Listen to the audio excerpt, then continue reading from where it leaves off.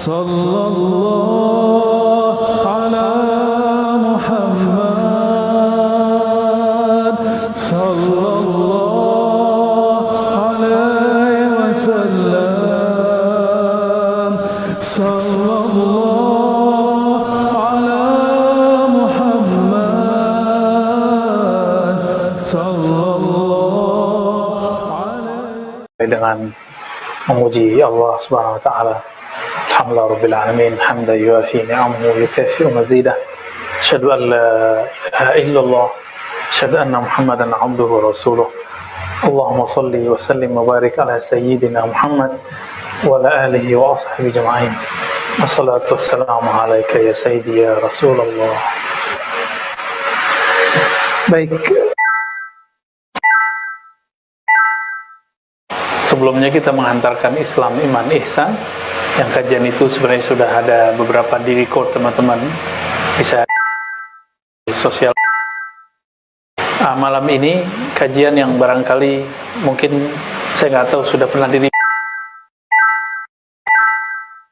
Surat Zariyat ayat 56. Surat Zariyat ayat 56. Pasti sudah hafal. Minimal pernah dengar khotib baca. Cuma kita sekarang memberikan pendekatan lain. Wa ma khalaqtul jinna wal insa illa liya'budun. Dan tidaklah. Jadi ma itu bisa berarti yang, apa, bisa berarti nafi, penegasian, tidak. Wa ma khalaqtul jinna, tidaklah aku khalaqtu, menciptakan jin, wal insa, dan ins, manusia, berarti kita. Ini manusia apa jin? Beneran? Maka mau nggak dikuasain sama jin? Jangan mau. Jadi harusnya seorang mukmin itu nggak ada yang kesurupan dengan jin, seharusnya ya. Kenapa? Karena kita setara sama jin, bahkan bisa lebih mulia, ya. Cuma secara duluan, barangkali ya mungkin mereka yang lebih dulu daripada kita di bumi. Wa ma khalaqtul jinna, tidaklah aku ciptakan jin. Disebut jin li'anna al-'ain junnat an ru'ayatihi. Disebut jin karena mata kita terhalang untuk melihatnya. Bisa lihat jinnya? Kecuali antum indigo. Indigo pun yang terlihat bukanlah hakikat jin. Itu pun cuma yang terlihat energi jin yang tersimpan dalam memori kita. Maka kita bayangin jin itu begini ya, nanti kelihatannya seperti itu. Ya. Dan Allah mengatakan, tidaklah aku menciptakan jin dan manusia. Jin itu diciptakan min marjin min nar, dari nyala api neraka. Jadi sebelum kita bertugas di bumi, yaitu kakek kita Sayyidina Adam, sebelum itu sudah ada namanya Banul Jan. Banul Jan, Bani, klan jin, jamaknya Jan. Klan jin ini, mereka dulu tinggal di bumi, tapi merusak. Lalu apa yang terjadi? Allah buatlah kiamat jin, kiamat sughra. Maka mereka larilah, tunggang langgang gitu bahasa guru-guru kita. Lari ke gunung, lari ke air, laut, ke sungai, ke pohon-pohon. Yang agak keren punya sayap, naik ke awan. Maka wajar kalau antum dengar ada orang naik hiking, naik gunung, itu bisa hilang nggak? Kok bisa hilang? Nabi pesan di hadis Imam Al-Hakim, hadis sahih, jika kamu naik gunung, jangan misah-misah. Ini malah sengaja mau mojok. Naik gunung niatnya mojok. Ngapain ke gunung ya? Nggak usah ke gunung sono kali kalau mau mojok mah ya. Terus gimana? Kata Nabi, kalau kamu naik gunung tetap bareng apapun yang terjadi. Kenapa? Karena di sana sarangnya jin, manazil atau buyutnya. Buyut, bait, rumah-rumah, manazil tempat tinggal. jin tinggal di sono. Di air-air, sungai-sungai, pohon-pohon, batu-batu tua. Kan tuh kalau punya cincin tuh hati-hati tuh. Ya. Wah, bisa dirasain. Dok, bisa dirasain tuh, Dok. Ya. Ada teknik merasakannya. Ya. Ada yang masuk ke logam-logam, maka ketika si empu buat keris, buat pisau, itu bisa dipanggil balik. Ya, ada yang masuk ke gunung-gunung, ke bukit-bukit. Jadi nggak heran kalau kemudian ada namanya penghuni gunung, gitu ya, penghuni hutan. Itu bukan di tanahnya, dia di pohon-pohonnya. Jadi nggak heran kalau ada hantu pohon, gitu ya. Itu kan bahasa kita, bahasa Arabnya jin, sama aja. Jadi ada nggak hantu? Ya ada, tapi jenis jin. Jahat nggak? Ya nggak tahu saya. Iseng paling ya. Ada yang kemudian ke air, ke laut. Maka nanti kita dengar ada raja laut, ratu apa? Kayak Nyi Roro Kidul. Itu bukan satu kali ya, mungkin banyak wallahu alam. Kita kan bukan pakar jin, bukan jinolog. Tapi kalau melirik dari hadis-hadis Nabi tadi, ternyata terang benderang, jelas. Sangat jelas. Namun di antara jin itu ada yang bernama syaitan. Nah, syaitan ini ada yang sudah masuk ke dalam pembuluh darah manusia, maka Nabi mengingatkan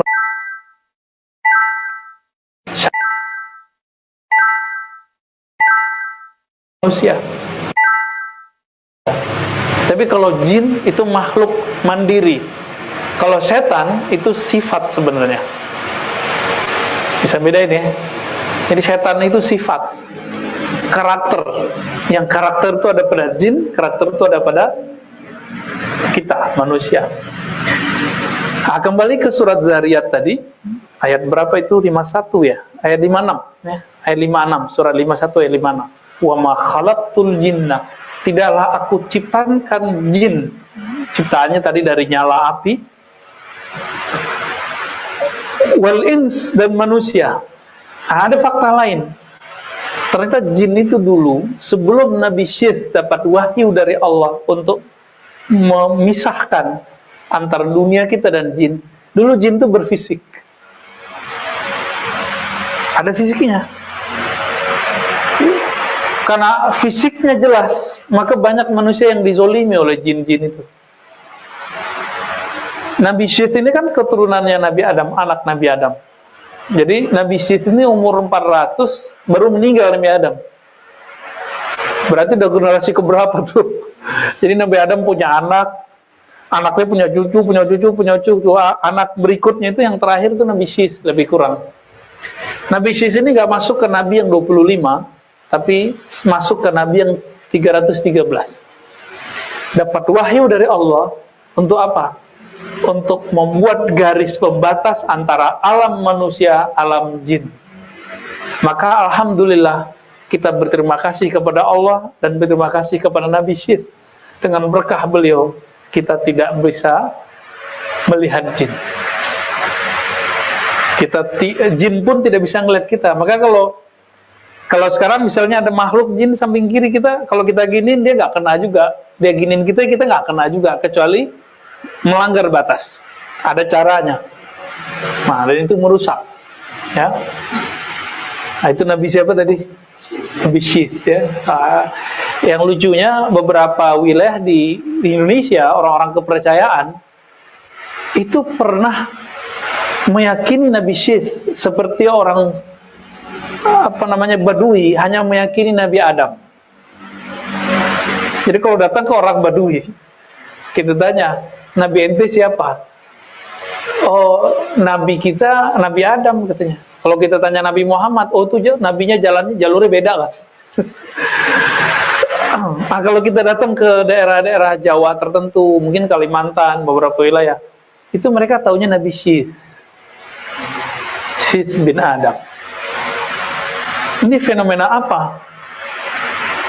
Ini bukan hoax ya. Ini fakta, ada orang-orang kepercayaan begitu. Berarti orang kepercayaan dulu, apakah namanya animisme, dinamisme, itu aslinya dulu adalah pengikut para nabi.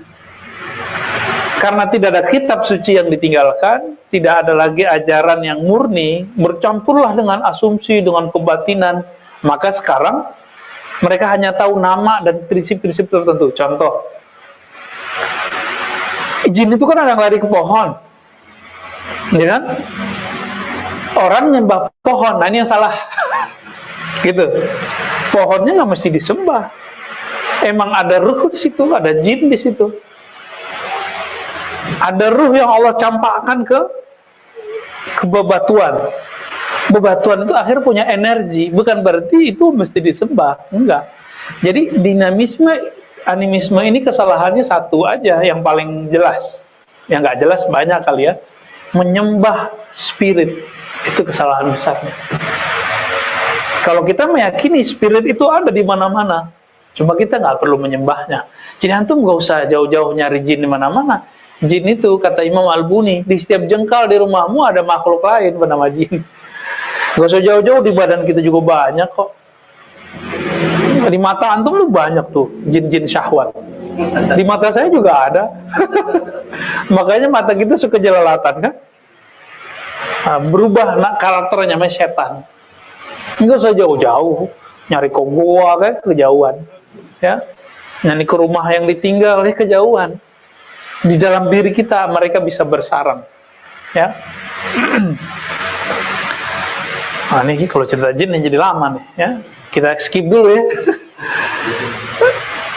Wal ins, dan manusia. Salam, marhaban Habib Musin, fadhal.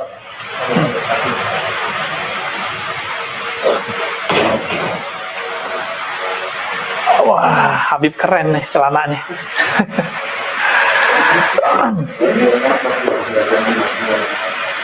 Silakan Bib, senyamannya. Tidaklah aku ciptakan. Jadi Allah itu kalau ngomong penciptaan yang langsung ditanganinya, itu kalimatnya langsung pakai aku.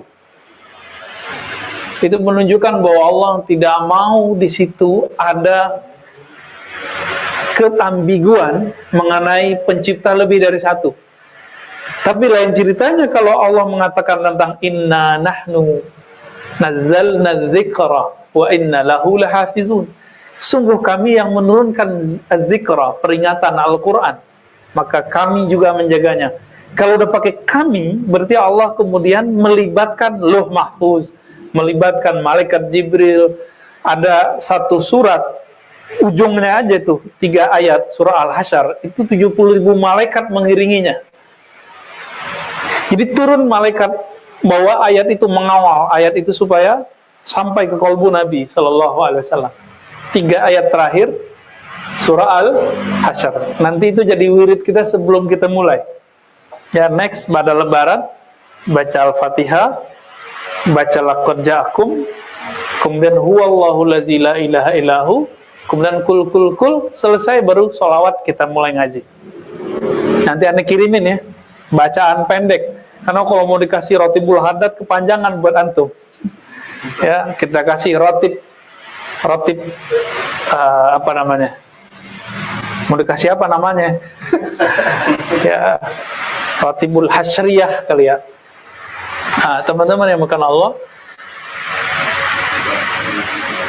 Allah menyebut tidaklah aku menciptakan jin dan manusia. Manusia ini al-ins, disebut ins, alif hamzah ya, nun sin. Bisa disebut juga insan, bisa disebut an-nas. Terjemahannya macam-macam, ya. Namun terlepas dari terjemahan ins, apakah jinak artinya, apakah artinya lupa, atau artinya mengikuti, atau artinya kasratul nisyan, ya, macam-macam orang mengartikan. Yang pasti al-ins ini Allah menyebutnya fi ahsani taqwim. Ya, surat At-Tin ya. Allah itu menciptakan ins, dan alhamdulillah kita bagian dari al-ins itu. Diciptakan dalam formulasi ahsan. Ahsan itu ajmal wa akmal. Artinya dua, ahsan itu. Ajmal indah, bagus. Akmal sempurna. Itu arti dari ahsan. Takwim, pembentukan. Maka kita ini, sebelum kita sudah ada makhluk mirip dengan manusia, maka terungkap oleh ahli arkeologis disebut misalnya dengan manusia purba, Homo sapiens. Kalau bahasa Jawa, bahasa Arabnya itu disebut al-ins al-jawi. Ada istilah begitu di kitab. Jadi manusia Jawa, ya ketemunya di Pulau Jawa kan? Ada Afriki gitu, ada mana gitu. Tapi kalau dalam bahasa ilmiahnya mereka disebut dengan beberapa istilah. Ya, dan itu nggak banyak. Nggak banyak jumlahnya. Udah ketemu berapa Homo sapien mirip manusia apa atau homo-homo itu? Bukan homoseksual ya. Ada nggak sampai 70? Jumlahnya nggak akan lebih dari 70. Gitu. Umurnya panjang-panjang. Umurnya kayak Nabi Adam, 1000 tahun lebih gitu. Ya bisa jadi lebih, walau alam kita nggak ngerti berapa umurnya. Dan itu yang pertama dicipta sendiri aja tuh. Mati, dicipta Allah lagi, mati, begitulah terus. Tentu lamanya bukan main. Sampailah kemudian kepada ahsan takwim. Jadi teori evolusi itu ada benernya, ada gak benernya. Apa nggak benernya? Cocok logi. Benernya kalau data itu ada. Jadi kita berterima kasih kepada Darwin dan CS-CS-nya bahwa dia sudah menemukan fosil-fosil itu. Ya, syukron laka ya Darwin. Ya kita terima kasih sama dia. Cuma dia kan cocok logi. Masalahnya manusia dari burung kan gitu katanya. Terus berubah jadi kera gitu ya. Mulai dari kera yang bentuknya kera banget gitu, sampai kemudian mirip dengan manusia yang disebut Homo sapiens. Jadi manusia Jawi itu adalah formulasi yang terakhir sebelum ini, sebelum Al-Brewok ini. Ya, dua Rama kan ini. Ya, Rama Al-Fadani dan Al-Brewoki.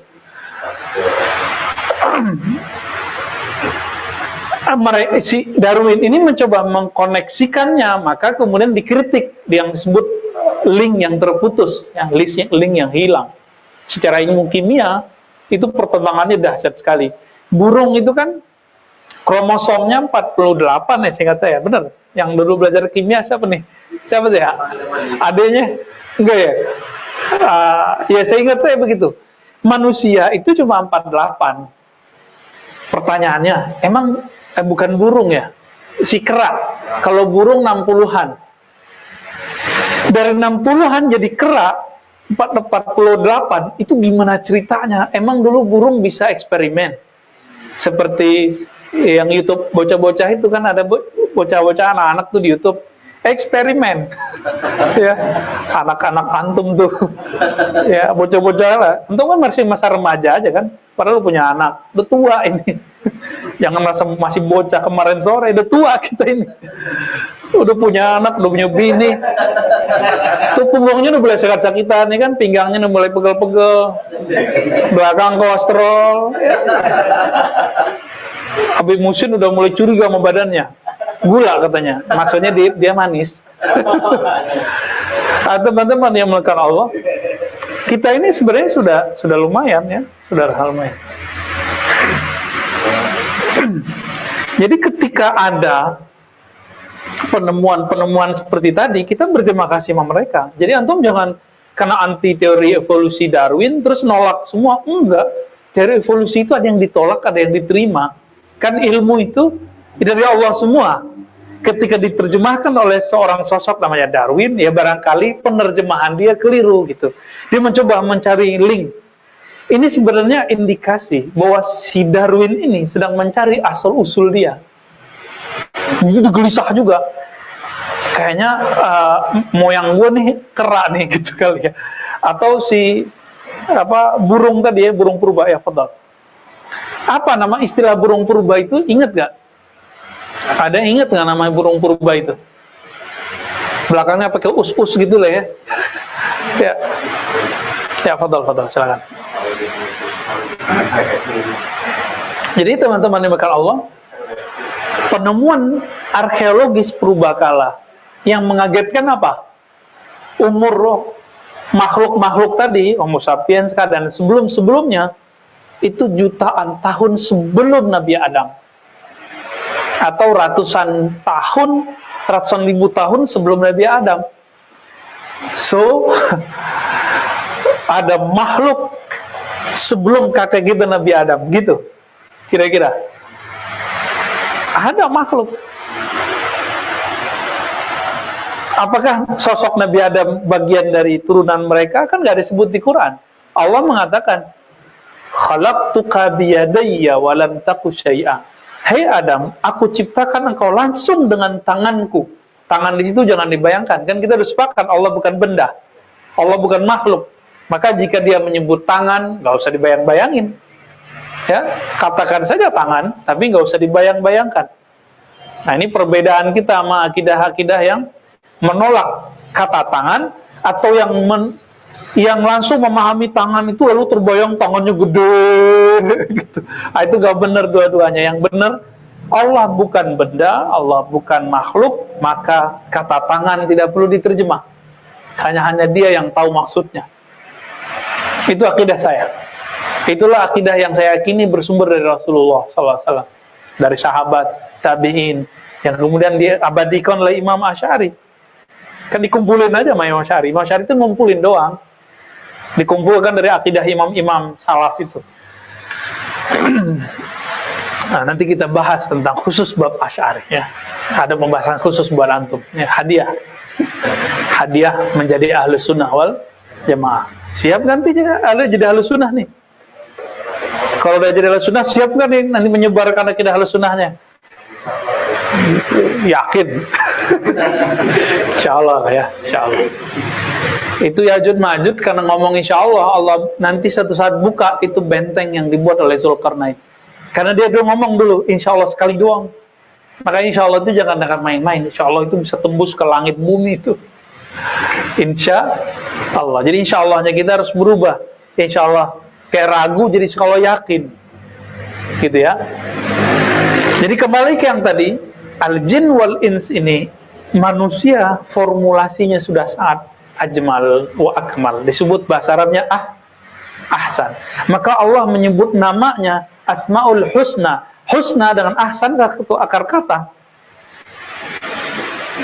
Satu akar kata itu. Ya.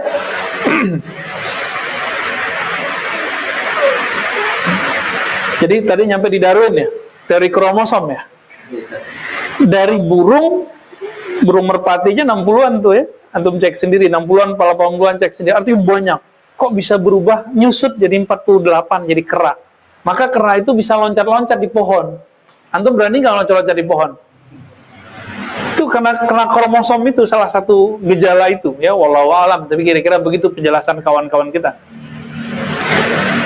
Lalu dari 48 manusia berapa kromosomnya? Dulu saya pernah talaki sama Syekh Hasan itu. Syekh Hasan itu ahli ushul fikih, tapi ternyata ngerti ilmu kimia. Dan beliau cerita tentang teori kromosom 46. Manusia kromosom 46. Untuk mengurangi dari red 48 jadi 46 itu gimana caranya? Apakah dulu manusia-manusia yang mirip dengan kera itu, saya nggak sebut kera ya, tapi mirip dengan kera itu, melakukan eksperimen di badannya? Emang dulu sudah ada lab? Mungkin nggak? Nggak mungkin. Akal kita sulit terima secara rasio. Ya. Antum aja sekarang belum semua bisa bereksperimen dengan diri sendiri. Cuma orang pakar-pakar kimia yang bisa. Sekarang perang virus ini kan juga salah satu eksperimen. Mungkin nggak virus bergerak sendiri tanpa ada campur tangan orang? Kira-kira gimana? Pasti ada orang peneliti di lab yang kemudian mencoba mempertemukan zat ini, zat itu, senyawa ini, senyawa itu, segala macam lah. Yang sangat ribet itu. Udah ribet. Sangat ribet. Itu pasti ada intervensi bernama manusia peneliti. Kira-kira kalau merubah kromosom dari 48 jadi 46, itu kira-kira gimana nih? Anggap kita terima dulu nih, seandainya antum menerima teori evolusi. Anggap saja terima dulu ya. Kira-kira siapa yang mengintervensi ini? Si manusia purba itu, mungkin yang dulu kalau mau belah apa pakai batu yang ditajemin gitu ya. Ya, nomaden mereka, mungkin nggak? Kita cari dulu labnya di mana ya. Maka ini mustahil. Afan tetap itu. Kalau ini mustahil, ini sama dengan saya nanya sama eksperimen, tanya-tanya kecil-kecilan sama kawan-kawan belajar akidah Ahlussunnah. Duluan ayam ke telur? Itu debat tuh, kiri kanan. Ustadz, saya punya ayam. Telur itu keluarnya dari ayam. Yang satu lagi, usaha telur, netesin telur. Ustadz, ayam itu dari telur. Peranglah mereka. Namanya teori Daur. Daur itu muter. Kata yang melihat ayam dari telur, oh ayam tercipta dari telur. Kata yang melihat telur dari ayam, dia ngomong begitu, motor, namanya debat kusir. Debat kusir. Kira-kira siapa yang mengintervensi kromosom itu? Maka harus ada sesuatu yang bukan kera, bukan juga manusia yang modern sekarang ini. Nah, itulah yang kemudian disebut Huwa, sang dia yang masih X, tidak bisa dibayangkan karena dia bukan purba, bukan juga modern, bukan manusia purba, bukan manusia modern, gitu. Inilah yang kemudian kita sebut Huwallah. Itulah kenapa ayat Al-Ikhlas itu kul huwa dulu baru Allah. Jadi kalau mau mengenal Allah, mulai dari dia. Katakan saya tidak kenal dulu, baru bisa kenal. Itulah makna huwa. Jadi merasa diri bodoh dulu, tanggalkan dulu kalau kita dicerdas, baru muncul Allah. Atas dasar itulah agama-agama ahlu kitab lama, itu kan agamanya dari Allah semua, dinullah semua. Itu memanggil Allah itu Yahu, wahai sang dia, sang beliau. Dia itu, dia nggak terlihat oleh mata, tidak terdengar oleh telinga, tidak bisa disentuh, tidak berjarak, tapi juga tidak dekat. Nggak jauh, nggak dekat. Disebutlah dia sang maha misterius. Dikunci dalam Al-Quran disebut yu'minuna bil ghaib. Dikunci lagi dalam surah Al-Hadid. Dialah awal akhir, dialah zahir batin. Zahir batin. Kita dari batinnya dulu nih. Batin kelihatan nggak? Nggak kelihatan. Kira-kira gitu teman-teman. Mulai nganterin kata insan ini. Jadi ternyata ayat ini kalau diterjemahkan dengan kolbu, itu beda maknanya, lebih dalam maknanya. Selama ini antum nerjemahinnya gitu aja. Tidak aku ciptakan jin manusia kecuali menyembahku. Datar begitu aja. Sampai-sampai itu kalau ngojek juga yang nggak sholat, apal ayat itu. Ya, teman kita nggak sholat, pemabuk, apal itu ayat siam. Ayyuhallazina amanu kutiba alaikumus syiyam. Padahal dia nggak puasa. Ya barangkali kalau dia hafal ntar dia jadi puasa kan. Ini rahasia-rahasia beberapa yang terungkap. Ini saya tidak rencanakan ya, begitu saja, mengalir saja ya. Kita skip dulu ma'rifatul insan, ma'rifatul jin. Kita skip dulu karena panjang ceritanya nanti ya. Berarti kita sudah berhenti di kalimat tadi. Ada yang maha misterius yang menciptakan jin dan manusia. Sekarang dia menyebut dirinya dalam Al-Quran, surat Dzariyat ya. Wa ma khalaqtul jinna, tidaklah aku itulah yang kamu sebut misterius. Maka yang menciptakan kamu bukanlah si manusia purba atau manusia modern, tapi akulah sang misterius itu. Aku ciptakan engkau bukan buat kamu cari makan doang, bukan buat bikin anak doang, bukan untuk melepaskan syahwat doang. Lebih dari itu. Liya'budun. Li, agar. Li itu bahasa Arab.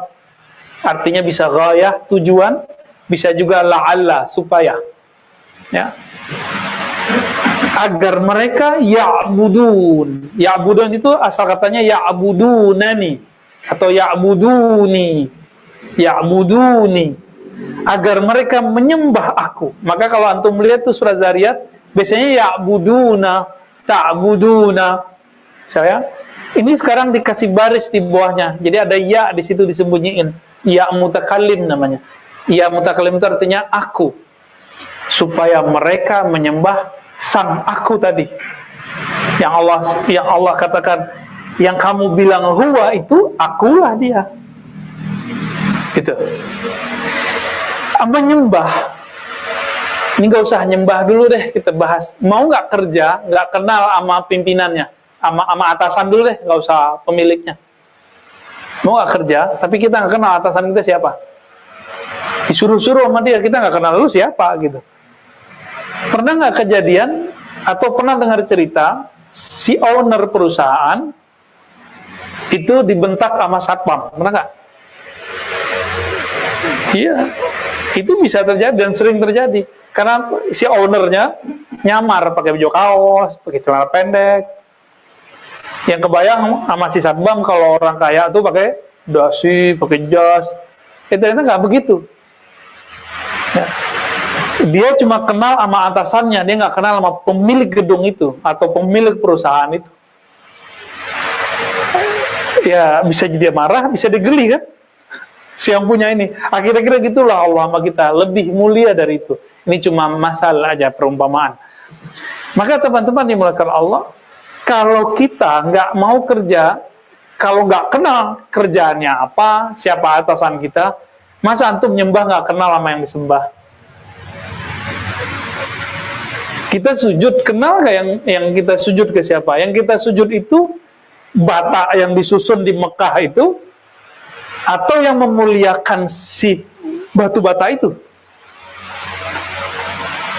Yang mana? Yang memuliakan batu bata itu. Kita kan nggak menyembah, antum menyembah Ka'bah nggak? Nggak, kan simbol aja kan? Arahnya ke kiblat, biar nyatu, satu frekuensi. Maka teman-teman yang melakukan Allah, ketika disebutkan liya'budun, nah ini penerjemahan yang kita ambil dari tafsir imamnya sahabat. Di masa beliau, ketika sudah meninggal sahabat senior, beliau sudah menjadi sahabat yang luar biasa, imam besar. As-sahabi al-jalil hibrul ummah Ibnu Abbas, Abdullah bin Abbas. Jadi Abdullah bin Abbas ini menerjemahkan ya'budun, bukan ibadah, bukan menyembah. Terjemahan dia apa? Supaya jin dan manusia menyembah aku, bukan mengenal aku. Kenal aku dulu baru bisa menyembah sang aku. Minimal kenal namanya. Syukur-syukur kenal sifatnya. Syukur-syukur merasakan zatnya. Gitu. Makanya kemudian salah satu kajian usuluddin ma'rifatullah adalah ma'rifatus sifat, mengenal sifat Allah. Karena sifat banyak sekali, maka dibagilah sifat wajib, sifat mustahil, sifat jaiz. Sifat wajib nanti dibagi berapa lagi gitu ya, dimudahin. Cuma ada orang yang ngerti bilang itu bid'ah, itulah masalahnya. Ya, nggak paham, nggak mudeng. Ya. Jadi kalau diterjemahkan ayat tadi, wa ma khalaqtul jinna wal insa illa liya'budun. Tidaklah aku, sang aku, menciptakan jin dan manusia kecuali agar mereka menjalankan tugasnya untuk mengenalku sehingga sempurna dalam menyembahku. Kira-kira begitu. Kalau nggak begitu, nggak terasa. Jadi sholat khusyuk itu bukan antum melayang, hilang. Itu namanya keluyuran. Sholat tapi keluyuran. Sholat kemudian ekstase, kehilangan. Itu ahwal. mengenal Allah itu makom. Makom itu di atasnya khusyuk. Makanya Nabi mengatakan bab ihsan, masih ingat ihsan? Engkau menyembah Allah seakan memandangnya. Jika tidak, merasa dipandangnya. Karena sudah kenal, maka kita bisa memandangnya. Minimal memandang namanya dalam diri kita, memandang sifatnya terpancar dalam jiwa kita, dalam ruh kita, dalam kolbu kita. Baru bisa nanti merasakan zat Allah. Nah, itu ilmu tentang zat Allah kan mahal. Itu hanya milik wali-wali yang tinggi. Minimal kita kenal namanya, sifatnya, af'alnya, 3 aja udah cukup. Jadi ilmu akidah cuma mengantarkan sampai nama dan sifat, af'al.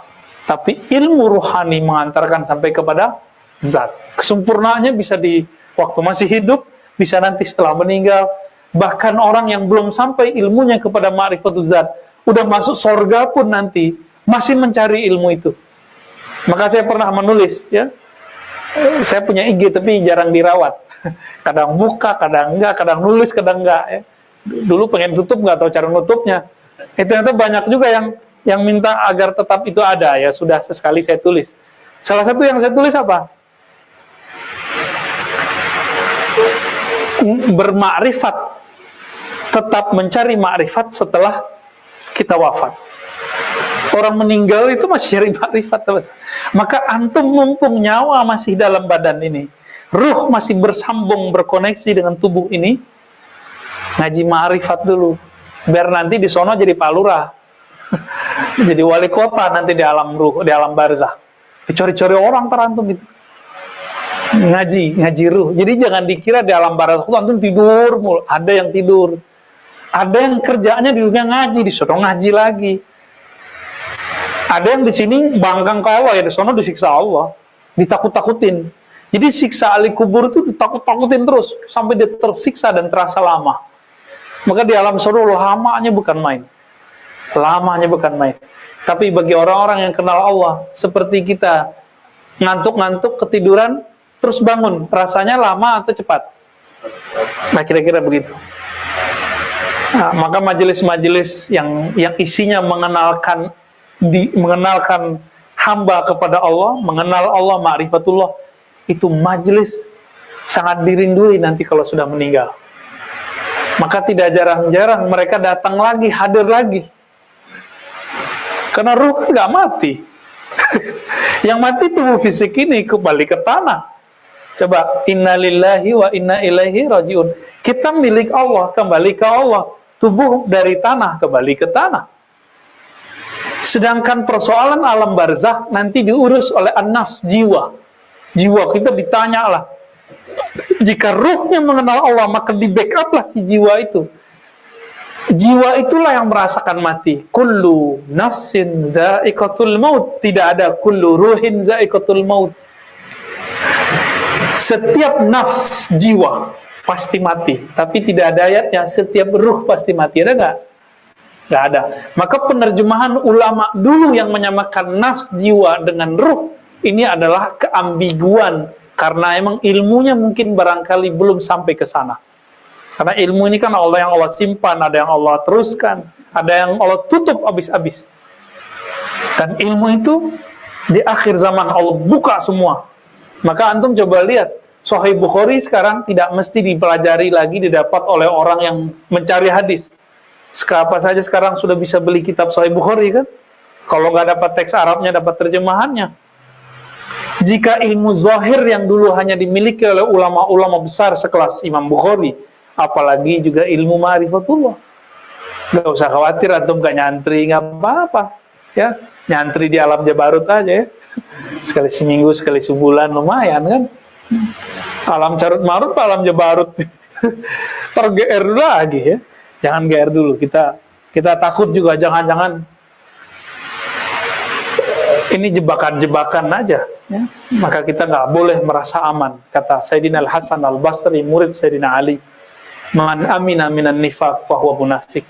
Siapa yang merasa aman dirinya dari ketergelinciran kemunafikan, maka dialah munafik yang sebenarnya. Ya, dia yang sok-sok suci itu, itu mereka berjubah-jubah kesolehan, tapi batinnya dibukakai oleh Allah.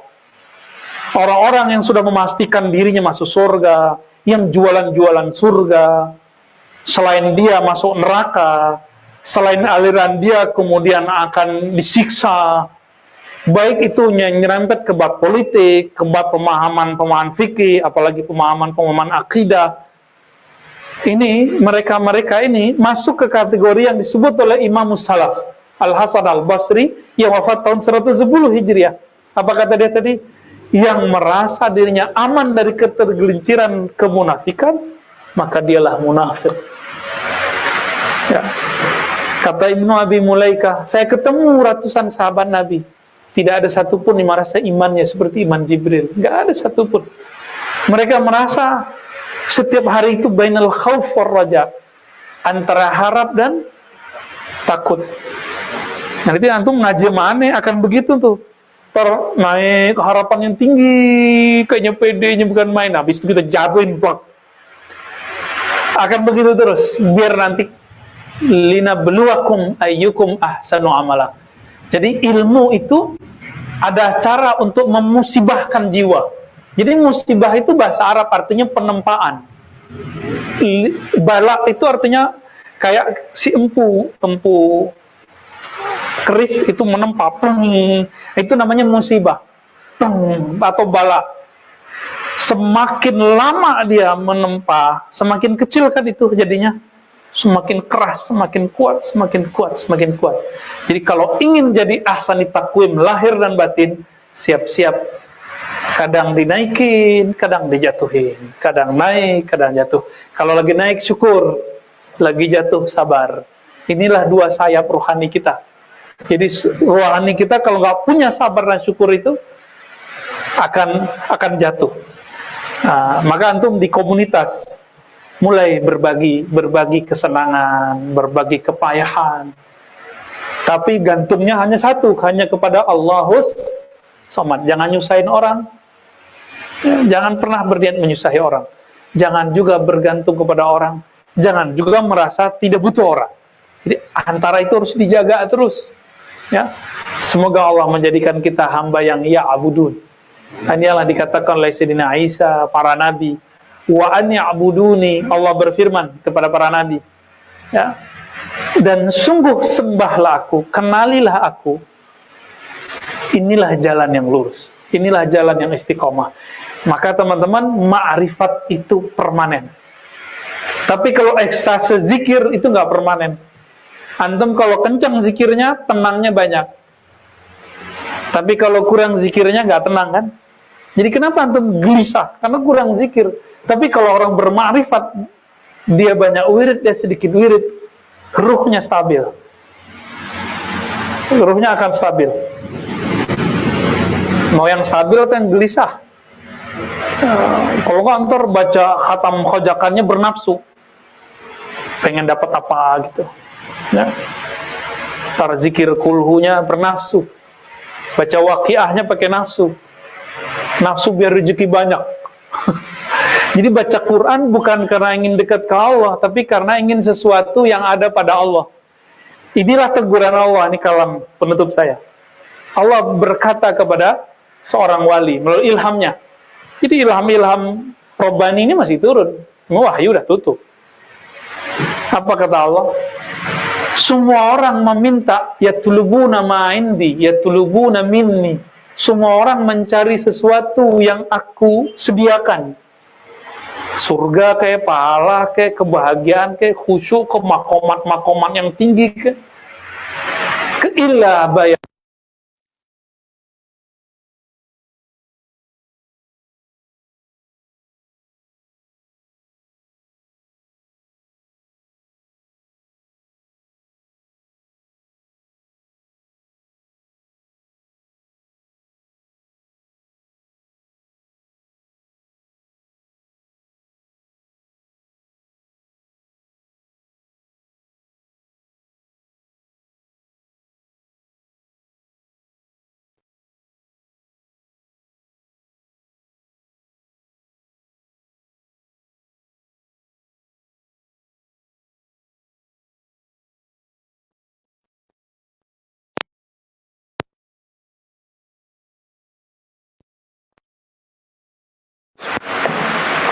Ini pertanyaan gelisah ini. Ruh kan kembali ke Allah, tapi kan ada ayat, wahai jiwa yang tenang, kembalilah kepadaku, kembalilah kepada Tuhanmu. Kita buka ayatnya, surat Al-Fajr, 4 ayat terakhir. Ya ayyatuhan nafsul mutmainnah, wahai jiwa yang mutmainnah, yang tenang. Jangan berhenti di situ. Jiwa yang tenang itu pakai apa? Maka harus dirujuk kembali ke surat Ar-Ra'd ayat 28. Ala bidzikrillah tatmainnul qulub. Ketahuilah, hanya dengan menyebut, mengingat, mengenal Allah, jiwa jadi tenang. Jadi jiwa itu gelisah terus. Kapan dia mulai tenang? Dimasukkanlah, disuntikan, divaksinkan nama Allah ke dalam kolbu. Talqin namanya, zat masuk. Kalau udah masuk nama dalam kolbu, dia latih terus, maka jiwanya lama-lama nurut ke dalam kolbunya. Kolbu itu teman-teman bahasa Arab, ya. Lihat, perhatikan, benar-benar nih. Kolbu bahasa Arab artinya apa? Kata kolb, bolak balik. Itu arti pertama. Apalagi artinya? Kolbu itu artinya elastis, dia lembut sekali kolbu. Makanya kolbu itu gampang tersentuh. Antum lihat ada orang susah di tepi jalan, bisa nangis kan? Ada yang nongol di sosmed kita, kayaknya orangnya suaranya indah, tapi kok orangnya kayaknya biasa banget, kita tersentuh. Itu kolbu lagi tersentuh tuh. Nah, maka coba kenali diri kita yang lagi dominan apa nih? Kajian. Ada kajian yang masuknya ke kepala, pusing antum. Coba dari tadi kajian saya masuk ke kolbu, terasa berdesir-desir, terasa bikin candu atau bikin pusing? Kalau antum nerimanya pakai ini, pusing. Tapi kalau nerimanya pakai kolbu, itu kolbu langsung tersentuh gitu. Maka jadikan akal itu bekerja di bawah kolbu, jangan kolbu bekerja di bawah akal. Karena Allah itu menyuruh, lahum qulubu yaqiluna biha. Mereka punya kolbu, dan mereka berakal, berpikir dengannya kolbu. Jangan berpikir itu cuma dengan otak cerdas kita, tapi pakai kolbu. Kolbu itu gampang tersentuh, dia elastis. Ciri-ciri elastis gampang tersentuh. Yang kedua, gampang merevisi kalau dia salah. Maka ciri-ciri ustadz kalau sudah masuk ke alam kolbu, dia sangat mudah merevisi kalamnya kalau dia salah. Kalau masuk ke seorang suami, masuk ke seorang istri, masuk ke seorang guru, seorang murid, ketika terjadi cekcok, polemik, baik guru murid ikhtilaf, suami istri ikhtilaf, terjadi cekcok, itu gampang benernya ntar. Maka lawan dari kolbu yang lembut ini disebut dengan summa qasat qulubuhum, surat Al-Baqarah ya. Kemudian kolbu mereka menjadi kesat. Kolbu kalau ada kesat, dia nggak elastis lagi, kaku gitu. Maka kajian-kajian yang membuat kolbu kesat, tidak elastis, itu meracuni jiwa antum. Kolbunya nanti nggak mutmainnah. Masuk masjid, bagi dia ketemu musuh yang banyak. Kalau masuk mall dia aman-aman aja. Nih, ciri-ciri kolbu udah mulai masalah. Kok giliran masuk masjid ketemu musuh banyak nih? Wah, sarungnya Rama Al Brewoki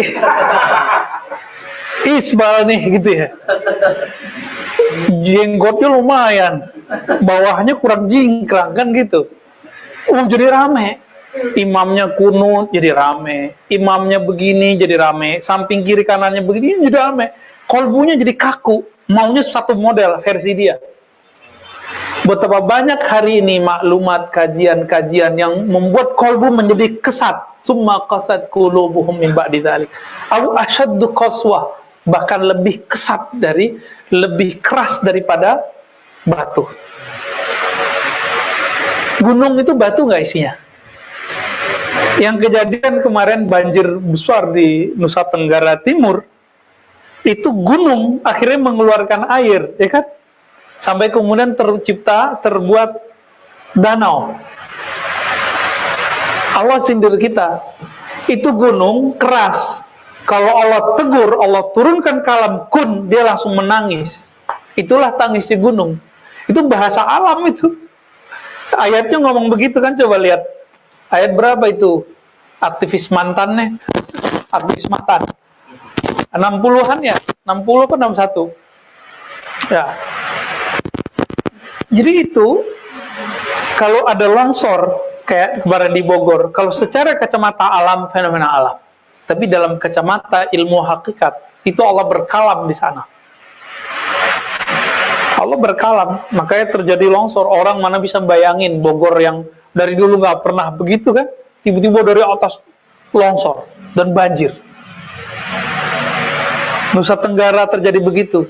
Tapi yang bikin saya malu apa? Ya Allah, itu bukit, batu, keluar air.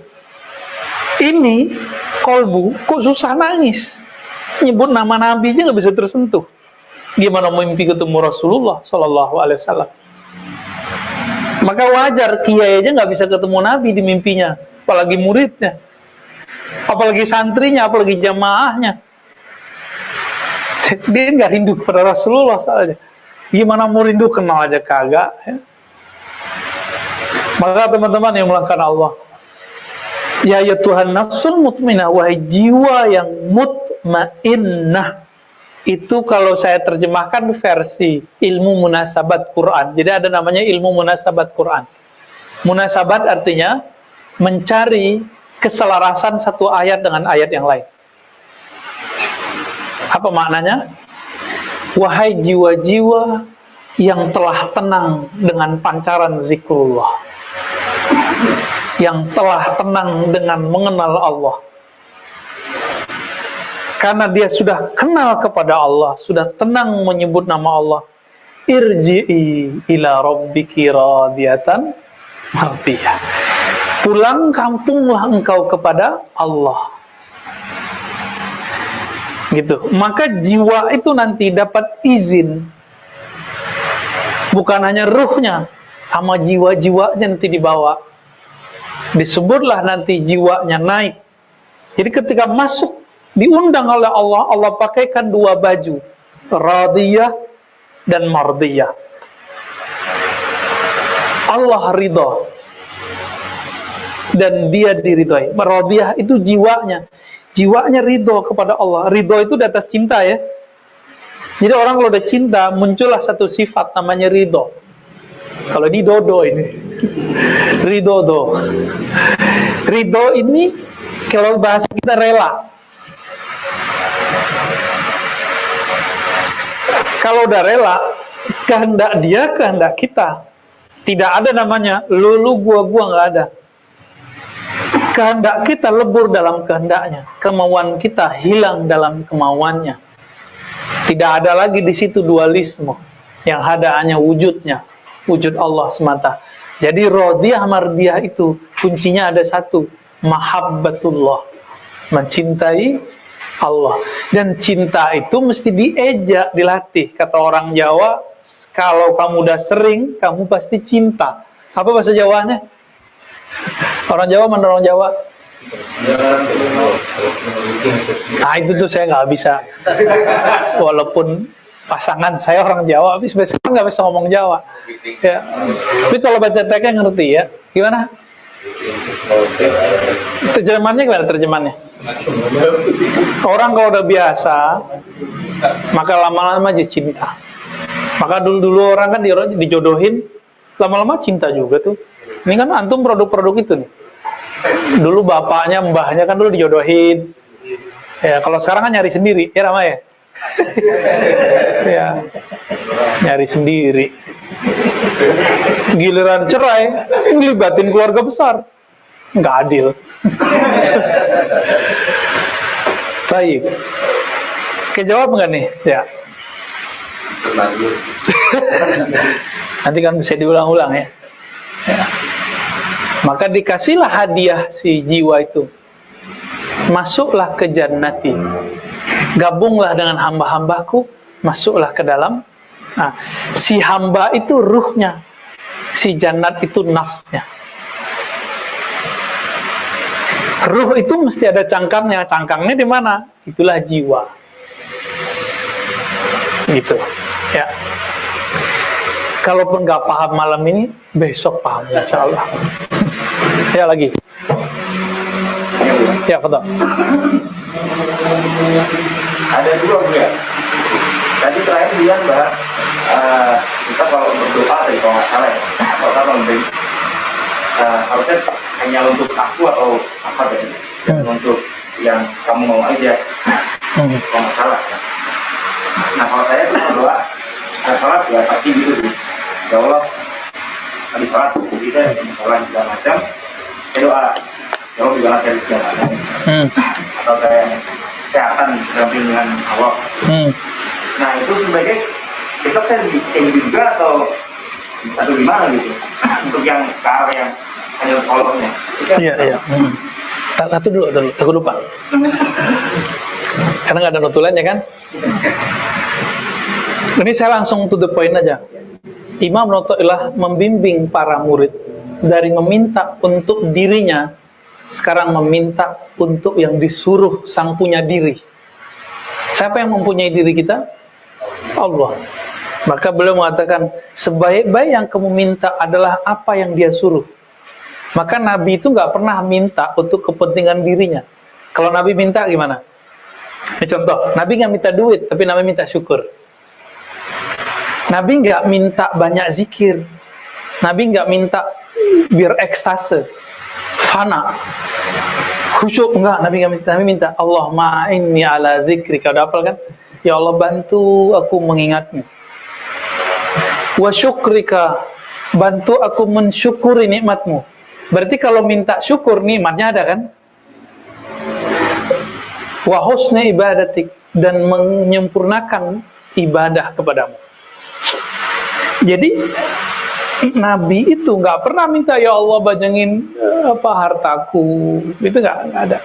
Nabi selalu minta supaya tugasnya saat dapat nikmat jalan. Jadi nikmat ini sudah dijamin. Yang belum dijamin, kita bisa jalanin tugas nggak? Nah, maka sebaik-baik doa adalah doa yang membuat kita menjadi hambanya. Hamba saat dapat nikmat syukur, saat nikmat jadi pending sabar. Tapi apakah masih disebut depending kalau orang sabar? Jadi ada kata kunci. Kalau nikmat itu sedang depending secara zahir, batinnya nggak depending. Kenapa? Karena nikmat itu ada dua. Syukur itu sendiri kan diminta. Ya Allah, bantu aku untuk syukur. Berarti syukur nikmat nggak? Jadi sekarang malam ini teman-teman coba dibagi dua. Ada nikmat yang zahir, duit, sehat, pasangan. Mau nambah? Tinggal diaminin tuh ya Kak. Dia jawabnya salah dia. Seharusnya amin, besok langsung jadi kan. Apalagi anak, pekerjaan, umur panjang, kendaraan, apalagi rumah, itu zahir semua. Kalau orang kenal Allah, yang diminta bukan yang sebelah itu, yang diminta sebelahnya ini lagi. Inti dari semua tadi dua aja, sabar sama syukur, sabar syukur. Jadi sabar dan syukur mencakup semua nikmat yang tadi. Semua yang tadi itu terkumpul dalam dua kata aja, sabar, syukur, selesai. Karena sabar dan syukur itu tidak pernah lepas dari antum punya yang semua tadi. Semua dunia dikumpulkan kepada antum atau dikurangi dari antum, itu nggak akan keluar dari dua keadaan aja. Kalau nggak sabar, syukur, sabar, syukur. Masa pandemi gini, makanya tadi saya nanya Mas ya kan, gimana pengunjung udah mulai ramai belum? Ya mulai apa? Naik pelan-pelan, kadang turun. Emang begitu. Apalagi kalau ramai ntar ada yang moto-motoin ya kan. Ada orang niatnya benar, tapi kadang bercampur dengan tidak benernya kadang. Ini memang udah zamannya udah zamannya. Kalau lagi rame syukur, kalau lagi kurang syukurin. Itu yang ngelaporin bilang syukurin. Itu sabar. Jadi orang-orang yang berjuang dalam dunia bisnis itu justru lebih tidak safety daripada petani. Petani habis nyangkul tidur ngorok. Kalau antum kan mau tidur kepikiran dulu. Ya kan, bangun tidur kepikiran lagi. Yang ngantor juga sama. Mau tidur, ya besok ngantor. Pas bangun tidur, belum baca alhamdulillahillazi ahyana, langsung, ya terus mau jalan lagi nih. Begitulah hidup. Jadi yang diminta nikmat yang ini. Nah itulah orang-orang yang kenal Allah. Inilah yang pewaris Nabi. Kalau yang sebelah kanan tadi, sebelah kiri itu ya, Nabi mengatakan ta'iba abdud dinar, sungguh lelah budak fulus, hamba dinar, hamba dirham, hamba rupiah, hamba dolar. Bukan berarti sahabat Nabi nggak kerja, mereka kerja. Abdurrahman bin Auf itu punya saham di mana-mana. Nabi wafat, dia punya perusahaan ternak di mana-mana. Di zaman itu perusahaan yang paling hebat itu bukan tambang, kan tambang belum ketemu. Itu ternak onta. Dia bawa 12.000 ekor onta dari Syam, dibawa ke Madinah. Aisyah dengar kabar, oh Abdurrahman bin Auf kayaknya nggak tanggung-tanggung, 12.000 onta. Antum bisa bayangin, satu onta harga misal, anggap saja 20 juta deh. 20 juta kali 12 berapa? Ini onta kurus nih. 24 M. Berapa? Benar. Di sekitar itulah ya. Saya nggak kurang nih, hitung-hitungannya nggak kurang deh. 12.000 kali 20 juta. Hitung aja. Itu aset dia. Aisyah ngabarin, tolong sampaikan kepada bin Auf, Abdullah bin Auf, dulu Rasulullah pernah ngabarin waktu masih hidup. Apa kata Rasulullah? Abdurrahman bin Auf nanti ketika dihisab, dia berjalan pakai dadanya ngesot, sedangkan di punggungnya semua harta dan asetnya.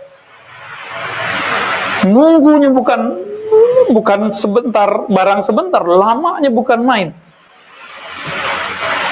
Disampaikanlah oleh orang murid Aisyah ini kepada bin Auf, Abdurrahman bin Auf. Langsung dia kaget karena dia ini ruhnya hidup. Karena dia masuk sahabat-sahabat utama ya, masuk 313 sahabat Rasulullah yang dijamin masuk surga. Tapi kan mikirin harus ngesot dulu kan pusing juga deh. Apa kata dia? Ya Rabb, kalau begitu 12.000 onta aku wakafkan semua, aku serahkan ke Baitul Mal. Mana ada orang kayak beliau? Ya, zaman ada nggak orang kayak beliau? Nggak ada. Nggak sanggup kita. Saya aja nggak sanggup. Saya aja nggak sanggup. Ya. Itu beliau sanggup. Nah, jadi saat mereka diuji, itu kan ujian juga ya. Itu mereka mau berbagi. Dan ini yang disebut wasyukrika. Jadi mintalah syukur, jangan minta nikmat, minta syukurnya. Karena syukur mencakup nikmat yang zahir, nikmat yang mati. Mungkin nggak orang baca alhamdulillah dengan penuh rasa bahagia kalau dia nggak ada duit? Jarang. Zaman now ya, zaman sekarang ada nggak? Pasti dia seneng kalau THR turun. Ya kan? Kadang nyindir-nyindir ya kan sekarang pejabat-pejabat yang kelas-kelas lapangan ini banyak yang nggak tahu apa gajinya kurang bagaimana. Itu semua UMKM itu mereka colek-colek semua itu. Ya cuma 1-2 yang beres. Nggak baik. Maka teman-teman nanti banyak nanti aparat-aparat itu dihisapnya lebih berat daripada orang-orang yang tidak aparat. Jadi antum yang nggak bekerja sebagai mereka ya bersyukur. Bagi antum yang bekerja sebagai aparat negara, mikir-mikir lagi deh, ngambil yang bukan hak. Ya. Panjang hisapnya ntar. Sekali itu masuk kecanduan terus. Barang haram masuk nih, dia minta mulu. Tapi namanya terpaksa ya, ngasih juga kan. Dipaksa. Mintalah tugas, kemudahan menjalankan tugas sebagai ya'budun, sebagai hamba, bukan minta fasilitas gitu ya. Yang kedua apa? Yang kedua, jadi kita ngebahas apa mengenal Allah. Saya susah banget mencerna ayat mengenal Allah. Jadi maksudnya apa sih definisinya mengenal Allah atau apa yang dimaksud dengan mengenal Allah? Kalau mengenal rahmat kita tahu caranya atau apa sih maksudnya rahmat? Kalau mengenal Allah saya belum masuk. Maka kita mulai dari kata huwa ya. Mau mengenal Allah, tanggalkan dulu kepintaran kita. Allah itu fisik atau non fisik? Apa? Non fisik, beneran? Hah? Alam semesta ini ada sisi yang berkaitan dengan Allah nggak di alam? Maka bisa mengenal alam dengan fisik. Lihat efek fisik dari ketuhanan itu. Jadi jangan mengarahkan channel kita atau antena kita ke bukan channelnya. Yang fisik ini hanya bisa memandang yang fisik. Maka pandanglah sesuatu yang fisik di alam semesta ini yang berkaitan dengannya. Namanya af'al Allah, perbuatan Allah. Jadi mau kenal Allah itu ada 4 jurusannya. Yang pertama mengenal perbuatannya. Antum ngeliat aneh nih, itu udah bisa kenal Allah. Ngelihat Rama, satu Al-Brewoki, satu Al-Fadani, itu akan bisa. Nggak usah deh dia sama saudaranya. Beda nggak? Bapaknya sama loh, ibunya sama. Kok bisa beda tuh bocah berdua?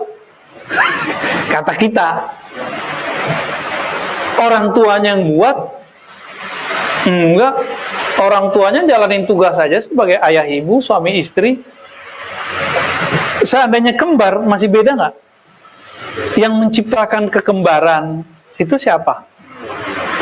Yang ngukir wajah yang beda ini siapa? Maka ada cara mengenal Allah secara fisik. Lihatlah bagaimana canggihnya ukiran-ukiran di alam semesta. Tidak ada satu foto, satu ukiran kecuali ada yang mengukirnya. Itulah nama Al-Musawwir. Allah yang maha mengukir alam. Ya. Nanti kalau turun ke anak, ya, turun ke buah, coba sebanyak tuh buah mangga, ada mangga gedong, ada mangga apa? Mangga gitu juga ada kan. Macam-macam tuh, ada mangga Indramayu, ya kan?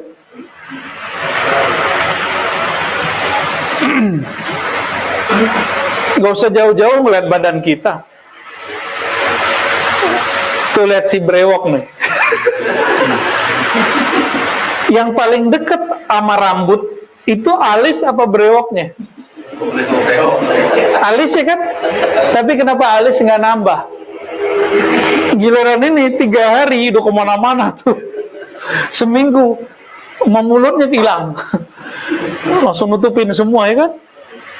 Kok bisa?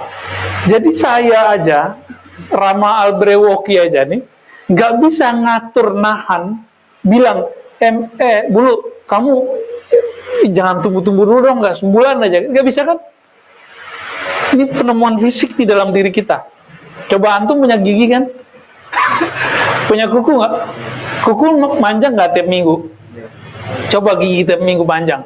Mau Jumatan, motong dulu kita. Kan repot.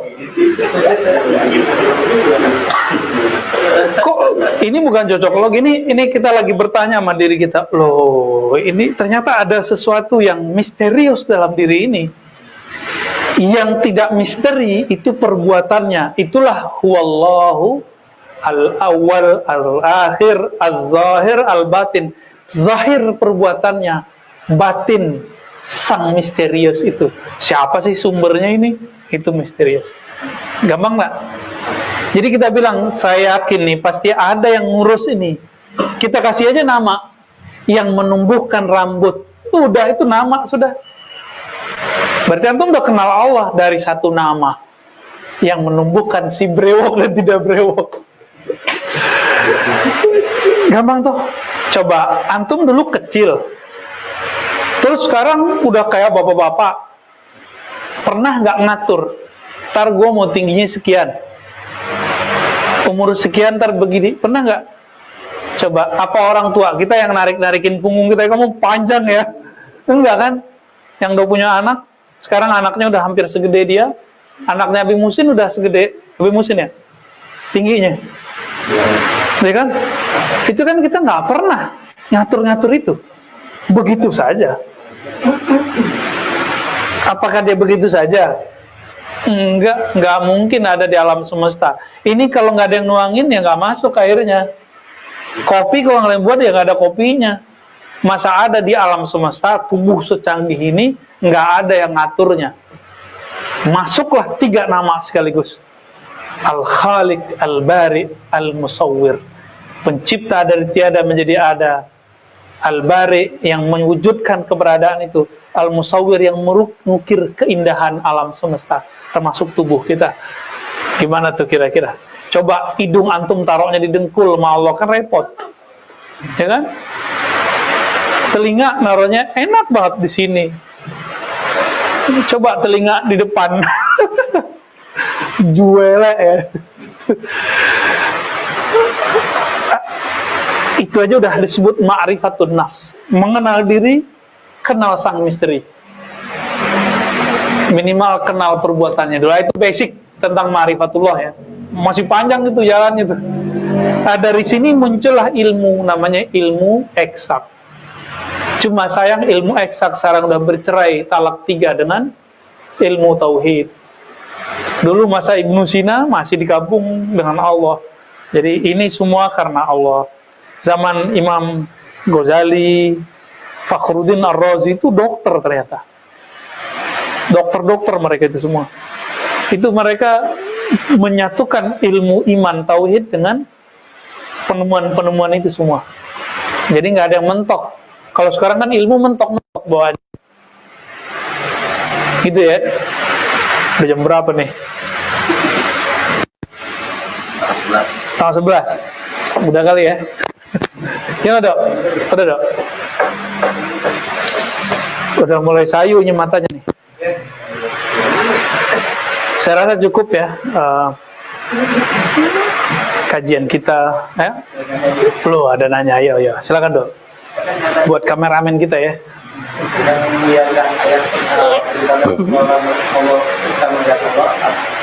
Hadis.